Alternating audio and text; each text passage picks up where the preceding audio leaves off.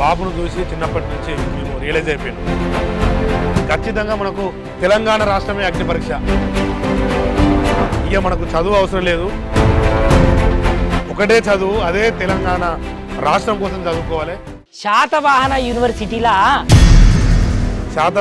University అప్పుడు దిక్కు దశ లేని ఒక పరిస్థితి. ఈ యూనివర్సిటీకి 3 కోట్లే కేటాయించడం జరిగింది. ఆంధ్రకు తెలంగాణకు మధ్యలో ఉన్న వ్యత్యాసం ఏందనేది పోలీసులు లాఠీ చార్జ్ చేసి కొన్ని రోజుల కమానంగా మిమ్మల్ని జైలు గోడల మధ్యలో ఒక పోలీసు ఒక దెబ్బ కొడుతుంటే జై తెలంగాణ, మా పైన లాఠీ దెబ్బలు విపరీతంగా చెలాయించింది ఆ రోజులలో. ఇదే చెన్నమల్ల చైతన్య అన్న వాళ్ళ మెడలు వంచేటట్టు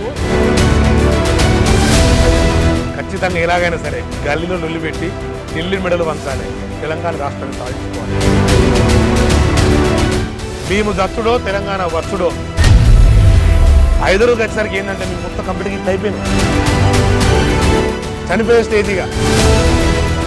శాతవాహన యూనివర్సిటీలా ఒక విద్యార్థి నాయకుడు ఉద్యమాన్ని ఉవ్వెత్తున లేపి ఢిల్లీ మెడల్ సైతం పంచిండు కదా. గట్లాంటి నాయకుని గురించి మన టైం 24x7 టీవీలోనైతే వస్తాయి ఉల్లా, మరి తప్పకుండా చూడాలి కదా.